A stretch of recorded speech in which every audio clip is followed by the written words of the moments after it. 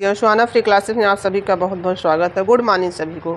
देखिए बच्चों, कल मेरी क्लास लाइव चली थी जिसमें हमने 3 कलाकारों को, मूर्तिकारों को पढ़ा दिया था। लेकिन कुछ जो है वहाँ पे नेटवर्क प्रॉब्लम या कुछ किसी वजह से जो मेरी क्लास वहाँ पे डाउनलोड ही नहीं हो पाई। आप लोगों का कमेंट भी वहाँ बंद था, इसी वजह से सॉरी बच्चों। लेकिन आज हम फिर से 3 मूर्तिकारों को आपको पढ़ाएंगे और नेक्स्ट जो क्लास में हम लाइव क्लास लेंगे। ठीक है, धन्यवाद आप सभी का जो हमारे क्लास में आप उपस्थित हुए। लेकिन हमारे कमेंट बॉक्स बंद होने के कारण जो आप लोग वहाँ पे कमेंट नहीं शो कर पाया, इसके लिए दोबारा सॉरी। देखिए सुरेंद्र नाथ कर जो है एक मूर्तिकार है। तो इनका जन्म कब हुआ? 1892 से 1970 के बीच।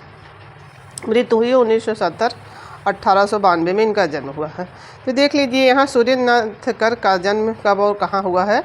तो 1892 में बिहार में। कहाँ हुआ बच्चों? बिहार भारत में ही पड़ता है ना। तो सुरेंद्र नाथ कर ने कला शिक्षा कहाँ से प्राप्त की? तो नंदलाल बोस और अवनींद्र बाबू से। ठीक है, इन्होंने जो है नंदलाल बोस, देखिए नंदलाल बोस भी आपके मुंगेर बिहार के हैं कि नहीं? तो देखिए इनका 92 है, तो उनका 82 और 83 में जाना जाता है नंदलाल बोस का।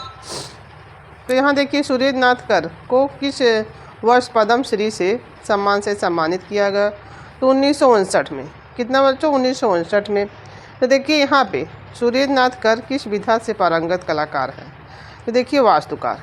क्या है? वास्तुकार। तो यहाँ से वास्तुकार सुरेंद्र नाथ कर विचित्रा क्लब के सदस्य के रूप में कब शामिल हुए? तो 1915 में। जब विचित्रा क्लब की स्थापना भी 1915 में ही हुई है, तभी ये यहाँ शामिल हो गए। देखिए सुरेंद्र नाथ कर ने लिथोग्राफी विधा का प्रशिक्षण कहाँ से प्राप्त किया? तो लंदन से। कहाँ से? लिथोग्राफी और लंदन। तो देखिए हमने निर्मला का बताया था, निर्मला पटवर्धन का, उनके नाम से ही जर्मनी। तो देखिए लिथोग्राफी का यहाँ लंदन में गए थे। तो यहाँ देखिए सुरेंद्र नाथ कर किस संकाय कला शिक्षक से के पद पर नियुक्त हुए? तो कला भवन संकाय शांति निकेतन से जुड़े हैं। देखिए किस कलाकार ने वास्तुकला को पश्चिमी पूर्वी शैलियों के साथ भारतीय, कहाँ वास्तुकला को हाँ पश्चिमी पूर्वी शैलियों के साथ भारतीय स्थापत्य शैली को समाहित करने का काम किया था इन्होंने। ये मुख्य रूप से क्या पूछा जाएगा, क्या थे? तो वास्तुकार थे। तो सुरेंद्र नाथ कर। तो कलाकार सुरेंद्र नाथ कर का निधन कब हुआ बच्चों? तो 1970 में। तो इनका सारा जो है जन्म, निधन और साथ में गुरु कौन है, शिक्षा कहाँ लिथोग्राफी के लिए, सारी चीज़ें आपको हमने क्लियर बता दी हैं। तो दूसरे कलाकार देखिए, दूसरी मूर्तिकार आपके गुरुचरण सिंह। 1898 में और 1995 में इनका जन्म, 1898 में और मृत्यु 1995 में। देखिए गुरुचरण सिंह जन्म कब और कहाँ हुआ था? तो 1898 कश्मीर में। गुरुचरण सिंह ने किस विषय में स्नातक की डिग्री प्राप्त की थी? शिक्षा शास्त्र, भूगर्भ शास्त्र, दो चीज़ों में। ठीक है, वर्ष 1918 में गुरुचरण सिंह ने किससे पॉटरी का प्रशिक्षण लेने के लिए गए थे? तो राम सिंह काबली से। किसे? राम सिंह काबली से लेने गए थे। तो राम सिंह काबली ने गुरुचरण सिंह को पॉटरी कला सिखाने के लिए कब और कहाँ भेजा? तो 1919 में हायर टेक्नोलॉजी स्कूल जापान। कहाँ पे? 1919 में जब यहाँ शांति निकेतन में कला भवन की स्थापना होती है, तब इन्हें के गुरु ने इन्हें हायर टेक्नोलॉजी स्कूल जापान में शिक्षा लेने के लिए किसकी पॉटरी की भेजा था? गुरुचरण सिंह के। भारत ने सर्वप्रथम पॉटरी स्टूडियो स्थापित करने का श्रेय किसे जाता है? तो गुरुचरण सिंह को जाता है। तो देखिए पॉटरी कलाकार गुरुचरण सिंह जापान में से वापस कब लौटे? जब ये नंदलाल बोस आपके यहाँ के अध्यक्ष बनते हैं, शांति निकेतन विश्व भारती जब हो जाता है 21 में, तो उसके बाद वहाँ जब बनते हैं तब ये यहाँ से उनके गुरु थे। क्योंकि इस कलाकार ने all India studio pottery exhibition की शुरुआत की थी, तो गुरुचरण सिंह ने, इन्होंने ही किया था। देखिए गुरुचरण सिंह ने all India studio pottery exhibition की किस शुरुआत की थी? तो वर्ष 1973 में। तो इन्होंने, ये याद रखिएगा, 1973 में। भारत सरकार ने गुरुचरण सिंह को किस वर्ष चौथे श्रेष्ठ सम्मान कौन सा पद्म श्री से सम्मानित किया था? तो 1991 में इनको पद्म श्री मिला है। तो इंग्लैंड का प्रसिद्ध पॉटर कलाकार जो गुरुचरण सिंह का जो पॉटर था, इससे भी जो इंग्लैंड का प्रसिद्ध था, इन्होंने गुरुचरण सिंह की प्रशंसक रही हैं। कौन रही हैं? लूसी री। कौन रही हैं बच्चों? लूसी री रही हैं आपकी, जो सबसे इंग्लैंड के प्रसिद्ध पॉटर कलाकार थे।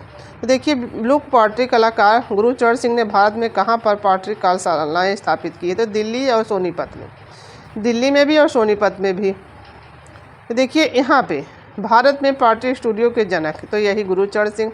गुरचरण सिंह का निधन 1995 में। तो गुरचरण सिंह और आपके आगे जो सुरेंद्र नाथकर, दो कलाकार, दो मूर्तिकार आपके यहाँ का उनका जीवन के साथ एक बहुत ही शॉर्ट नोट्स की तरह उनकी सारी जितना परीक्षा में आने वाले टॉपिक थे वो आपको हमने यहाँ पे बता दिए हैं। तो देखिए यहाँ पे अब यहाँ आ गए आपके तीसरे कलाकार, मूर्तिकार, चित्रकार जो देखिए यहाँ पे राम किंकर बैज का जन्म यहाँ पे पहले देख लीजिए बच्चों, 6 और 10 दोनों में विवादित रहता है। तो देखिए परीक्षा में 6 भी आ सकता है और 10 भी। तो 1980 देखिए यहाँ के इतना इतिहास में आपके किंवदंतियाँ हैं, लेकिन वहाँ पे डेट सही दिया है, जैसे बाबर हुआ, हुमायूं हुआ, लेकिन आपके कला में इतना ज़्यादा डेट में कन्फ्यूजन है कि इससे ज़्यादा बच्चों की इसी से बच्चों को जो प्रश्न आते हैं, जैसे वहाँ पे अगली बार आ गया था बीड़ा वादनी किसका है, ठीक है, बीड़ा वादनी किसका है। तो गुरु शिष्य दोनों आ गए, नंदलाल बोस भी आ गए ये भी। तो वहाँ पे तो दोनों लोगों ने बनाया, तो दोनों में से कोई बच्चा उस पर लगाएगा, कोई बच्चा नंदलाल बोस पे, कोई बिहारी पे लगा दिया, विनोद बिहारी।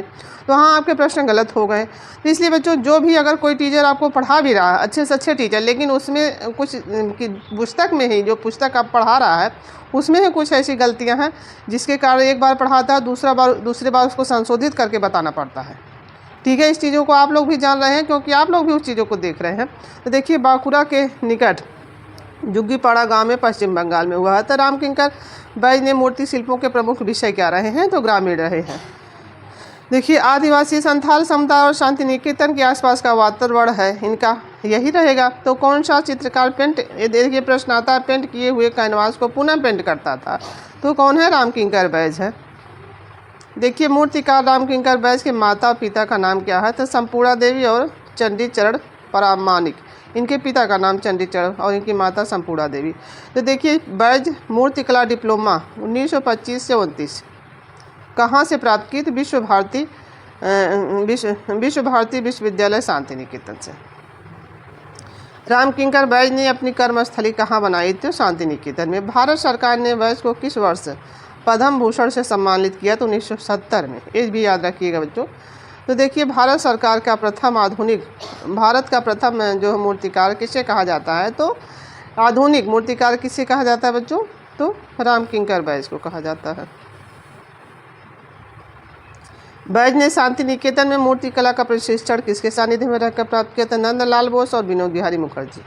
ठीक है, किस कलाकार ने को लोग किंकर दा के नाम से पुकारते हैं, तो राम किंकर बैज को।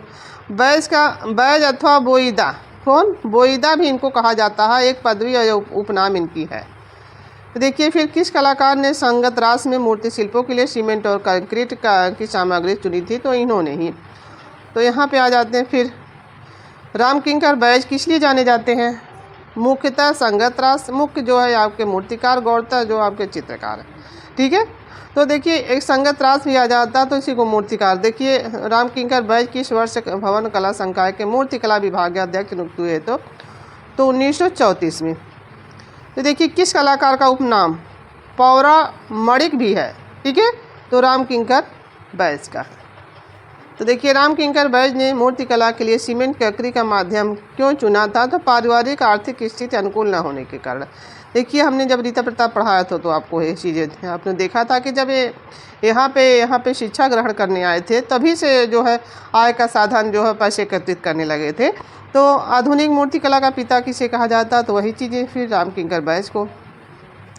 भारतीय कला का पहला मूर्ति शिल्पी कौन है, तो लैंडस्केप जो 1939 में इन्होंने बनाया है। पहला मूर्ति शिल्पी इनका है राम किंकर बैज का, भारतीय। देखिए राम किंकर बैज किस लिए जाने जाते हैं, तो आधुनिक मूर्तिकार जरूर याद रखिएगा, ये पूछा जा सकता है। देखिए किस कलाकार के कला जीवन पर आधारित तमिल भाषा का उपन्यास देखी नाई फिरे फिरे नेवर लुकड बैक लिखा गया। तो ये शब्द इनको जब इनकी आवाज़ से प्रतिमा रविन्द्रनाथ टैगोर की बनाई थी बच्चों, हमने आपको बताया था थ्योरी में जब पढ़ाया था तो ये चीज़ें हमने पढ़ाई थी। इनकी आवाज़ से प्रतिमा इतना अच्छा बनाए थे, तो इनकी प्रतिभा को देखकर रविन्द्रनाथ टैगोर ने कहा था कि इनको ऐसा शब्द कहा कि हे जो है आप आगे जो राम किंकर बैज आप आगे बढ़ते जाइए और जो है पीछे मुड़कर मत देखिए। तो ये आगे बढ़ते गए, ये इसी के नाम से देखी नाई फेरे वाला जो उपन्यास जो है इनकी इन्हीं के इसी बात पर आधारित बताया गया है। तो देखिए तब यही देखिए तमिल प्रसिद्ध तमिल उपन्यास, ये देखिए देखी नाई फिरे पीछे मुड़कर नहीं देखा। तब इन्होंने पीछे मुड़कर इन्होंने राम किंकर बाई ने नहीं देखा जब इनको रविन्द्रनाथ टैगोर ने ऐसा शब्द कह दिया था और आगे बढ़ते गए। तो इसको लिखा किसने है पूछा जाता, बहुत पूछा जाता। समरेश बसु ने किया था। तो प्रसिद्ध मूर्ति शिल्प फाउंटेन यानी फव्वारा किसने निर्मित किया है, तो राम किंकर बैज ने। देखिए यहाँ पे किस कला अकादमी ने राम किंकर बैज की स्मृतियों में जीनियस ऑफ राम किंकर बैज नामक प्रदर्शनी, बेड़ा academy of art and culture Kolkata ने इनके। तो देखिए यहाँ पे भारतीय आधुनिक मूर्ति शिल्पों के पिता किसे कहा जाता है, तो राम किंकर बैज को। किस वर्ष बैज को रविंद्र भारती विश्वविद्यालय से डी लिट की मादक उपाधि से सम्मानित किया? कौन? रविंद्र भारती विश्वविद्यालय जो है डी लिट उपाधि मिलती है, जैसे रवि नंदलाल बोस को मिला था, तो वर्ष 1979 में इनको मिला है डी लिट की उपाधि। तो देखिए कौन सा मूर्तिकार, भारतीय आधुनिक मूर्तिकार जीवन पर भर अविवाहित रहा। कल रात को भी हमने ये चीज़ें बताई थी, लेकिन वीडियो नहीं पढ़ पाया कि किस हवाला जी आरा भी उनको भी याद रखिएगा और राम किंकर बैज को। उनकी दत्तक पुत्री फिर रुखसाना पठान हुई, उन्होंने एक दत्तक पुत्री को लिया था, लेकिन इनका कोई नहीं है यहाँ पे। देखिए अभी ऐसा दिखाई नहीं। देखिए राम किंकर बैज किस शैली में कार्य किया है, तो अमूर्त अभिव्यंजनावादी इनकी शैली है। ये बहुत पूछा जाने वाला है, इसको अमूर्त अभिव्यंजनावादी बच्चों याद रखिएगा। देखिए राम किंकर बैज की प्रारंभिक मूर्ति शिल्पों का सामग्री माध्यम क्या रहा, तो पहले क्ले और मिट्टी था, ठीक है। तो देखिए प्रसिद्ध पूछा जाएगा तो क्ले और मिट्टी में रहेगा। प्रसिद्ध मूर्ति शिल्प लैंडस्केप 1945 में किस मूर्तिकार ने? लैंडस्केप काफ़ी पूछा जाने वाला, उनका सन भी आप लोग याद रखिएगा। तो राम किंकर बैज ने कला जीवन पर डॉक्यूमेंट्री कब और किसने बनाई? तो वर्ष 1975 में। देखिए ऋतिक घटक ने है डॉक्यूमेंट्री बनाई है जो 1975 में, बाकी वो जो उपन्यास लिखा है वो समरेंद्रनाथ बसु ने। देखिए द पोएट आवाज़ से सीमेंट जो है प्रतिमा किस कलाकार ने निर्मित की है? तो राम किंकर बैज ने।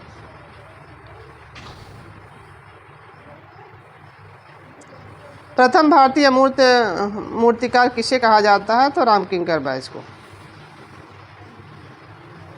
विश्व भारती विश्वविद्यालय ने कब बैज को दासिकोत्तम सम्मान से सम्मानित किया था? तो वर्ष 1976 में।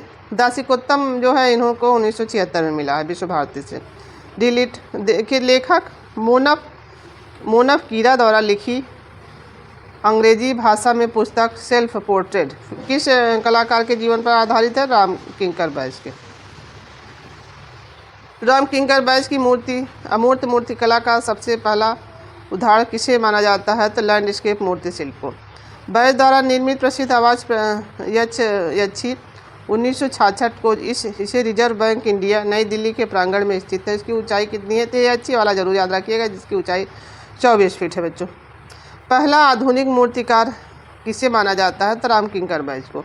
राम किंकर बैज को कौन सा कलाकार खेपा बाउल मैट मिस्टिक नाम से पुकारता है? तो इनको के.जी. सुब्रमण्यम ने ऐसा पुकारा था। तो देखिए राम किंकर बैज को शांति निकेतन में किस नाम से जाना जाता है? तो किंकर दा के नाम से जाना जाता है। प्रथम भारतीय अभिव्यंजनावादी, ये जरूर याद रखिएगा, तो राम किंकर बैज को कहा जाता है। राम किंकर बैज के चित्रों की प्रथम एकल प्रदर्शनी कब और कहाँ आयोजित हुई? तो 1942 में। तो देखिए ये चीज़ें आपने देखा है, तो एक चीज़ें कही जाती हैं कि राम किंकर बैज ने कभी अपनी प्रदर्शनियाँ चित्रों की नहीं लगाए थे, लेकिन यहाँ पे देखिए इन्होंने एकल प्रदर्शनी 1942 में नई दिल्ली में लगाई थी। बैज द्वारा निर्मित रविन्द्रनाथ टैगोर की कांस्य आवाज़ जो प्रतिमा थी, तो देखिए आवाज़ प्रतिमा में यही धड़ रहता है और यहाँ ऐसे बैठा दिया जाता है आदमी को, ऐसे चीज़ें ऐसे मूर्तियाँ रहती हैं। तो देखिए मूर्ति तो नहीं बना पाए, लेकिन यही आपको बताने का प्रयास हमारा रहेगा। जैसे ऐसे भगवान अम्बेडकर की मूर्ति हुई, नहीं देखते हैं आप लोग बच्चों, इस तरह ऐसे आधी प्रतिमा बैठा दी जाती है, तो वही आवाज़ होती है। जैसे यहीं आधे भाग तक तो केवल धड़ रहेगा, नीचे का भाग नहीं रहेगा। तो ये चीज़ें आप लोग ज़रूर ध्यान रखा करिए। छोटी छोटी बातों से जो आवाज़ से जो है वर्तमान में जो काश्य है, जो आधुनिक पूरी मूर्ति नहीं रहती है। एक आधुनिक कला नई दिल्ली में है आवाज़ प्रतिमा है जो इनकी। तो राम किंकर बैज ने चित्रण के लिए किस तकनीकी माध्यम को अपनाया था? तो तैल माध्यम में। देखिए चित्रण के लिए इन्होंने तैल माध्यम में अपनाया था, ठीक है। ये भी चीज़ें देखिए। प्रसिद्ध मूर्ति शिल्प संथाल पानी की मूल प्रतिमा जो है सप्तम किस सामग्री से निर्मित की गई हैं। देखिए ये शुरू में क्ले और मिट्टी से निर्मित करते हैं। भारत का पहला अभिव्यंजनावादी मूर्तिकार कौन है? तो यही देखिए फिर से प्रश्न आया है। तो रामकिंकर बैस की मूर्ति कला का अंतिम उदाहरण कौन सा है? अंतिम वाला दुर्गा है बच्चों, दुर्गा प्रतिमा है। वर्ष 2020 में किस कलाकार को श्रद्धांजलि अर्पित करने के लिए उसके जीवन पर आधारित कौन सा असुर शीर्षक फिल्म बनाई थी? तो रामकिंकर बैस पे बना था असुर फिल्म। रामकिंकर बैस के कला जीवन पर आधारित असुर 2020 के निर्देशक कौन है? पावेल है। केंद्रीय ललित कला अकादमी नई दिल्ली के किस वर्ष इनको फेलोशिप चुना गया? तो 1976 में। रामकिंकर बैस का ये बहुत याद पूछा जाने वाला है। जो इनकी संथाल परिवार है उसकी ऊंचाई 427 सेमी है। ये जरूर मोस्ट इम्पॉर्टेंट रहेगा। संथाल फैमिली मूर्ति शिल्पों को किस वर्ष इन्होंने निर्मित किया था? तो देखिए 1938 में बच्चों। देखिए 38 याद रखिएगा। आगे कुछ देखिए, इन प्रसिद्ध चित्र गाफिस और गपसप जलरंग में किसने निर्मित किया है? तो रामकिंकर बैस ने। तो रामकिंकर बैस को कौन सा प्रसिद्ध मूर्ति शिल्प कला प्रांगण में जो संथाल परिवार एकदम विपरीत था? संथाल परिवार मूर्ति शिल्प से एकदम विपरीत था। इसे एकदम जैसे नहीं रहता, विलोम रहता है, उल्टा एकदम। तो देखिए कॉल ऑफ द मिल मूर्ति शिल्प जो है एकदम विपरीत था। तो रामकिंकर बैस की प्रसिद्ध कलाकृति हार्वेस्टर क्या चित्र और मूर्ति दोनों है? पूछा जाएगा तो चित्र भी और मूर्ति दोनों इन्होंने बनाया है। बैस द्वारा निर्मित गांधी प्रतिमा जो कला भवन में है उसकी ऊंचाई, ये जो गांधी प्रतिमा है उसकी 1520 फीट ऊंचाई है बच्चों। संथाल फैमिली प्रतिमा वर्तमान में कहाँ है? पूछा जाएगा कला भवन शांति निकेतन में। तो रामकिंकर बैस कहाँ पर संगतरास रहे? तो शांति निकेतन में। रामकिंकर बैस का देहांत कब और कहाँ हुआ है? तो 1980 में पश्चिम बंगाल में। 1980 पश्चिम बंगाल में। प्रमुख छापा चित्र है धान की बुआई, एचिंग में है। फसल कटाई एचिंग में है। हल कर्सन एचिंग में है बच्चों। कुत्ता एचिंग में है। मछली और जाल एचिंग में है।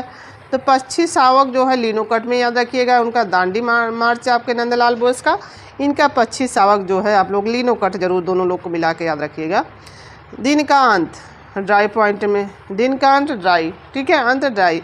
बिल्ली लिथोग्राफ में, ठीक है। सूर्यमुखी लिथोग्राफ में। बसंत लिथोग्राफ में। झंझा, झंझा आपका देखिए, झंझा इनका भी है। आपको हमने डीपी धुलिया को पुलिया बना के बताया था। तो झंझा जब रहेगी तो आप वहाँ रुक नहीं पाएंगे, झंझा बारिश रहेगी। तो इनका लिथोग्राफ है। और डीपी धुलिया का भी झंझा याद रखिएगा, इनका झंझावात। तो प्रमुख चित्र क्या है? विनोदनी जूट पर तैल। 1948 में राष्ट्रीय कला नई दिल्ली में। हॉर्स जो हो कागज़ पर जल रंग। मुर्गा मेज कागज़ पर जल रंग। गॉफिश कागज़ पर जल रंग। हार्वेस्टर तो कागज़ पर जल रंग। देखिए इसीलिए हम यहाँ आपको थोड़ा बताएंगे बच्चों। देखिए ये, ठीक है, यहाँ हार्वेस्टर दिया है, ठीक है। यहाँ हार्वेस्टर दिया है कि नहीं? 1991 आप रीता प्रताप की बुक में देखिएगा तो इनकी 3 पुस्तकें, 3 मूर्ति शिल्पों को वहाँ बताया गया है। कन्या और कुत्ता हमने कई बार बताया भी है। कन्या और कुत्ता, अनाज के वसाई हार्वेस्टर, और जो है एक सुजाता।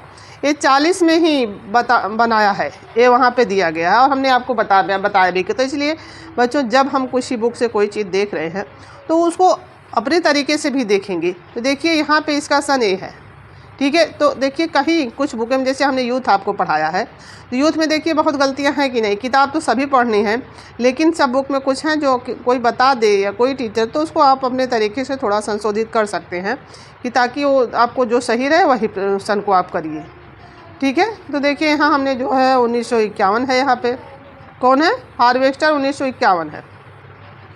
तो देखिए फार्मर्स हार्वेस्टिंग जो कागज़ पर जल रंग में है, ये भी हार्वेस्टर भी कागज़ पर जल रंग है। और देखिए थ्रेसिंग तैल रंग में। क्या थ्रेसिंग में तैल पर, देखिए थ्रेसिंग मशीन जो रहती है वहाँ पे तैल का प्रयोग होता है, तो तैल रंग में है। तो 1957 में। तो देखिए कटाई जल रंग में। कटाई कहाँ होगी बच्चों? जल रंग में, ठीक है। यहाँ जल में कटाई, जैसे कोई चीज़, यहाँ पौधा जैसे धान उनका कहाँ होता है? तो जल में होता है। तो 1948 में। तो देखिए लेडीज विथ पिक्चर, घड़े के साथ महिला, कागज़ पर जल रंग। लड़की और कुत्ता, ठीक है। लड़की और कुत्ता इन्होंने देखिए 32 यहाँ दे दिया है, ठीक है।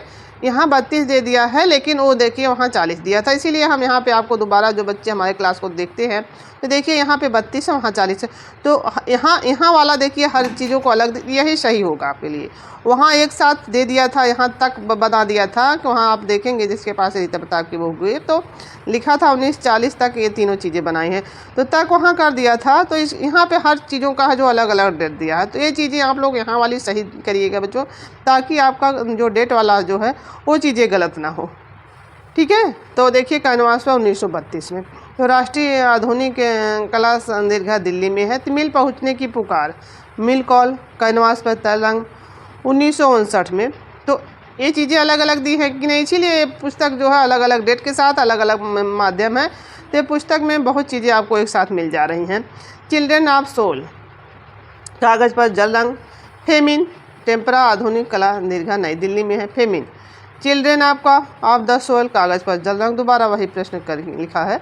तो देखिए प्रमुख मूर्ति शिल्प क्या है, संथाल फैमिली, संथाल परिवार, सीमेंट कंक्रीट में 1938 में, ठीक है। 427 सेमी इसका है ऊंचाई है। तो देखिए कला भवन सान, मिल की पुकार, मिल कॉल, और देखिए कॉल ऑफ द मिल, तो सीमेंट कंक्रीट 1956, कला संकाय नई दिल्ली 1956 में इन्होंने बनाया है।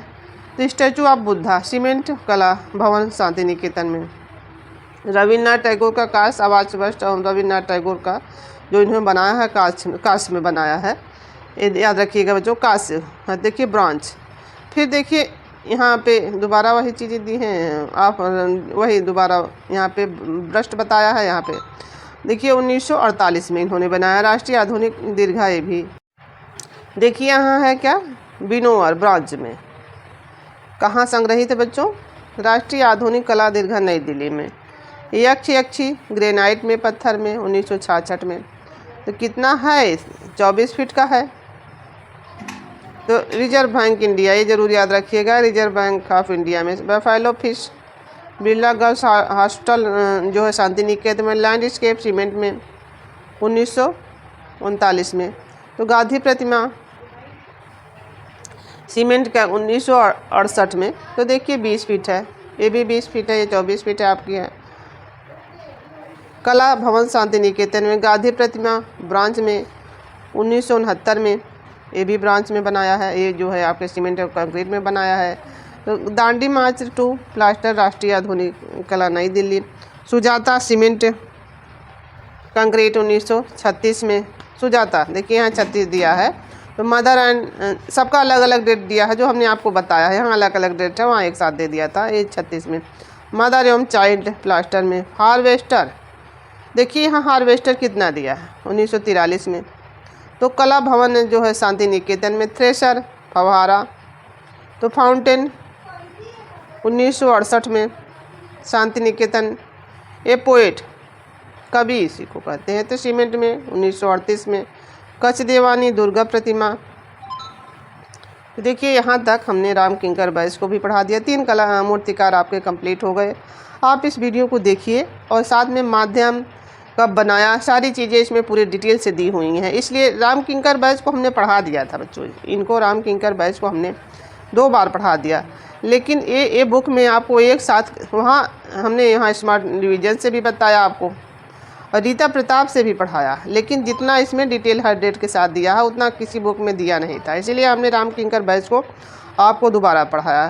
तो धन्यवाद। अगली क्लास हमारी फिर से शाम को यूथ वाली चलेगी, और आप लोगों का बहुत बहुत धन्यवाद जो हमारे वीडियो को आप लोग देखते हैं। उसको शेयर भी करिए, लाइक करिए और सब्सक्राइब करिए। धन्यवाद आप सभी का।